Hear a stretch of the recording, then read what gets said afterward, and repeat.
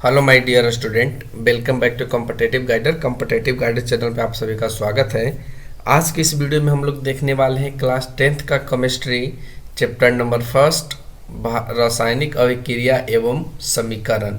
ये जो answer question देख रहे हैं बच्चों, वो हम लोग भारती भवन बुक का देख रहे हैं। और भारती भवन बुक के आंसर क्वेश्चन में ये चैप्टर नंबर फर्स्ट का अति लघुतरीय प्रश्न उत्तर है। आगे हम लोग चैप्टर नंबर 2, चैप्टर नंबर 3 ऐसे करके पूरे बुक का हम लोग आंसर क्वेश्चन देखेंगे। अति लघुतरीय, लघुतरीय प्लस दीर्घ उत्तरीय सभी प्रश्नों का उत्तर आपको इस चैनल पे मिल जाएगा। क्लास 6 से लेके क्लास 10 तक के सभी सब्जेक्ट का आंसर क्वेश्चन आपको इस चैनल पे उपलब्ध है। आप सभी चैनल के प्लेलिस्ट को चेक करना ना भूलें और वहाँ से आप लोग अपने अनुसार उसको देख सकते हैं। तो चलिए आज के इस वीडियो में फटाफट से बात कर लेते हैं chapter number first class 10th का केमिस्ट्री रासायनिक अभिक्रिया एवं समीकरण, जो भारती भवन बुक का है। तो चलिए क्वेश्चन नंबर फर्स्ट क्या कहता है। क्वेश्चन नंबर फर्स्ट में देखिए यहाँ पे दिया गया है कि रासायनिक समीकरण लिखने में अभिकारकों और प्रतिफलों को किन रूपों में व्यक्त किया जाता है। कहने का मतलब यह है कि जब हम लोग रासायनिक समीकरण लिखते हैं तो अभिकारक और प्रतिफल को किन रूप में लिखते हैं। तो इसका सही जवाब होगा कि हम लोग उसे संकेत एवं सूत्रों के रूप में व्यक्त करते हैं या लिखते हैं। चलते हैं नेक्स्ट क्वेश्चन। क्वेश्चन नंबर 2 में कहा है कि रासायनिक समीकरण में अभिकारकों और प्रतिफलों के बीच तीर चिन्ह का प्रयोग क्यों किया जाता है। कहने का इसका मतलब है कि जब हम लोग रासायनिक समीकरण लिखते हैं तो उन दोनों के बीच में अभिकारक और प्रतिफल जो होता है उसमें हम लोग एक तीर का प्रयोग करते हैं। वो तीर का प्रयोग क्यों करते हैं, तो हमने यहाँ उत्तर में लिखा है कि तीर यह बताता है कि अभिक्रिया किस दिशा के तरफ हो रहा है, यानी किधर से किधर अभिकारक कहाँ है और प्रतिफल कहाँ है, कैसे अभिकारक प्रतिफल में बदल गया, ये चीज़ को तीर चिन्ह बताता है। चलते क्वेश्चन नंबर 3 पे। थर्ड में कहा है कि क्या समीकरण H2 + Cl2 एरो का चिन्ह, जो यहाँ पे आपको एरो यानी जो तीर दिख रहा है वो क्या बता रहा है, आप लोग जरा बताएंगे। उसके बाद एरो के बाद लिखा है 2HCl और क्या संतुलित है। तो देखो, संतुलित होने के लिए क्या होना चाहिए कि जो अभिकारक हैं और जो प्रतिफल हैं दोनों तरफ जो परमाणुओं की संख्या है वो समान होने चाहिए। तो अगर हम लोग यहाँ पे देखें H2 में, तो यहाँ पे परमाणुओं की संख्या कितनी है, तो 2 है। कितनी है, 2, ठीक है ना। अगर उसी तरीके से हम लोग इसका बात करें, यहाँ पे देखो तो ये इसकी परमाणु संख्या क्या है, 2 है, ठीक है।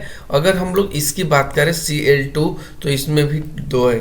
अब हम लोग इस तीर के चिन्ह के बाद बात करें तो 2HCl यानी यहाँ पे हाइड्रोजन कितने हैं, 2 है, और क्लोरीन कितने हैं, 2 हैं। तो यहाँ पे लेफ्ट साइड भी और राइट साइड भी दोनों तरफ परमाणु की संख्या समान है, इसलिए जो समीकरण दिया गया है वो बिल्कुल संतुलित है।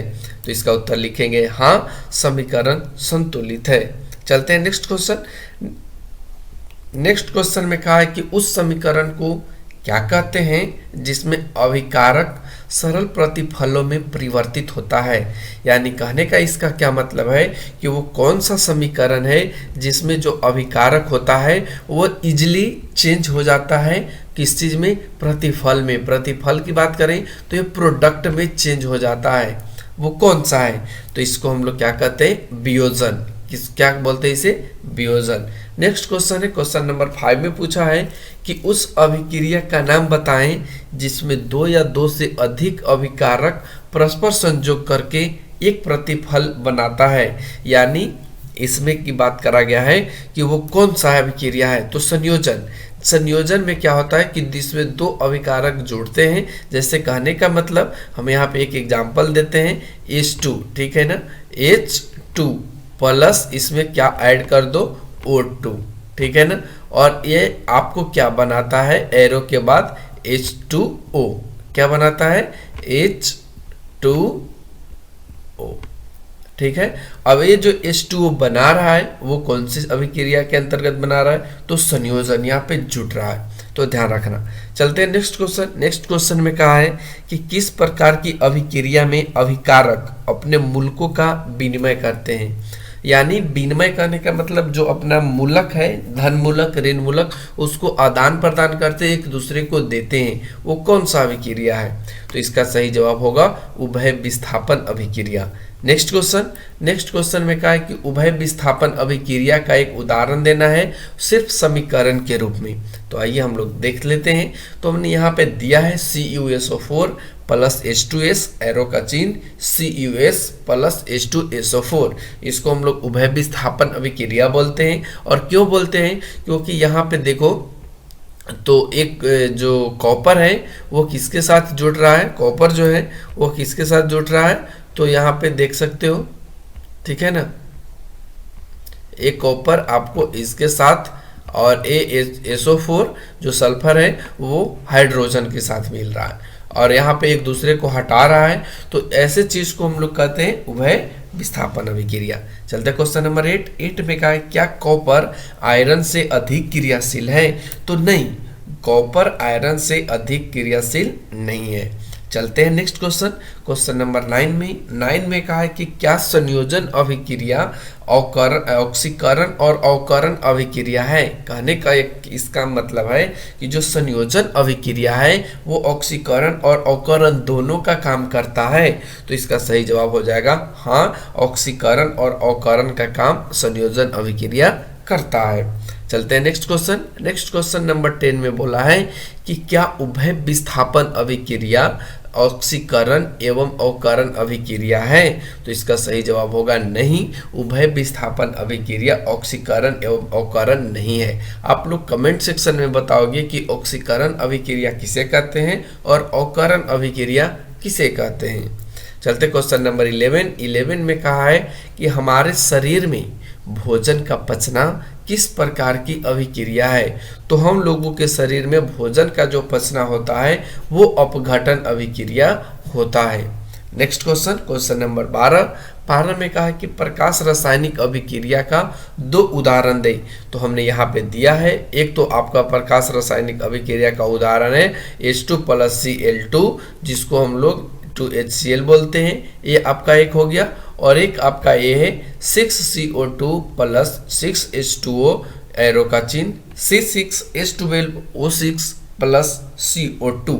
इसको हम लोग प्रकाश संश्लेषण में देखते हैं। ये पत्तियां जो हरे पेड़ पौधे होते हैं वो उनके पत्तियां ये भोजन के रूप में बनाती हैं। चलते क्वेश्चन नंबर 13 में कहा है कि दुर्गंध युक्त खाद्य पदार्थ क्या है? दुर्गंध कहने से मतलब पता ही चल रहा है कि दुर्गंध का मतलब होता है स्मेल देना और वो स्मेल खराब होता है। तो ऐसे खाद्य पदार्थ क्या होते हैं? तो हमने यहाँ पे लिखा है कि वैसा खाद्य पदार्थ जिसमें वसा या तेल ऑक्सीकृत होकर गंध देने लगते हैं, तो ऐसे पदार्थ को हम लोग दुर्गंध युक्त खाद्य पदार्थ कहते हैं। ठीक है ना, ये आपको समझ में आ गया होगा। चलते क्वेश्चन नंबर 14 की ओर। 14 में कहा है कि ताजा खाद्य पदार्थ को सड़ने से बचाने के लिए कोई एक उपाय बताएं। जो हम लोग खाने वाला भोजन होता है उसको सड़ने से बचने के लिए हम लोग क्या करेंगे, ऐसा एक उपाय बताना है। तो आपको क्या करना है कि रेफ्रिजरेटर या फ्रिज का उपयोग करना है, जिससे ताज़ा भोजन सड़ नहीं सकता है। उसमें आप फ्रिज में उसके आसपास के इन्वायरमेंट या कह सकते हैं वातावरण के अनुसार उसमें भोजन को रखा जा सकता है, जिसके कारण जो ताज़ा खाद्य पदार्थ है वो सड़ नहीं सकता है। नेक्स्ट क्वेश्चन नंबर 15 में कहा है निम्नलिखित रासायनिक समीकरण को संतुलित करें। यानी जो दिया गया है समीकरण FeSO4 Fe2O3 plus SO2 plus SO3 को संतुलित करना है।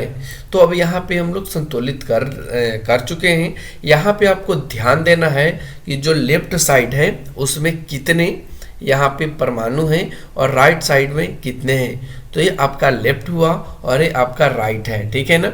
तो यहाँ पे देख रहे हैं हम लोग, तो अगर लेफ्ट की बात करें तो यहाँ पे 2Fe था, उसके बाद O3 था, SO2 था, ठीक है ना, SO3 था। अब यहाँ पे हमने 2 लगा दिया, 2 लगा करके चेक करा तो 2Fe, तो इधर भी 2Fe, ठीक है। फिर उसके बाद 2S तो यहाँ पे देखो एक एस यहाँ है और एक एस यहाँ है जिसको सल्फर बोल सकते हो। तो यहाँ पे 2 सल्फर है, तो यहाँ पे भी 2 सल्फर है। अगर ऑक्सीजन की बात करें तो यहाँ पे ऑक्सीजन की संख्या कितनी हो गई, 8 हो गई। और यहाँ पे ऑक्सीजन देखेंगे तो 3 और 2 5 और 5 और 3 8। अब देख रहे हैं कि दोनों तरफ जो परमाणुओं की संख्या है वो सेम है, तो इस चीज को हम लोग कहेंगे संतुलित समीकरण। तो इस तरीके से हमने क्वेश्चन नंबर 5 का आंसर क्वेश्चन देख लिया। और इस वीडियो में इतना ही, क्योंकि अगले वीडियो में हम लोग बात करने वाले चैप्टर 2 का अति लघुत्तरीय प्रश्न, फिर उसके बाद 3 4 5 6 का तक। तो इस तरीके के सिलसिले आपको चलते रहेंगे। और यदि आप लोग चैनल पे नए हो तो चैनल को सब्सक्राइब करो। Thanks for watching, take care, bye bye.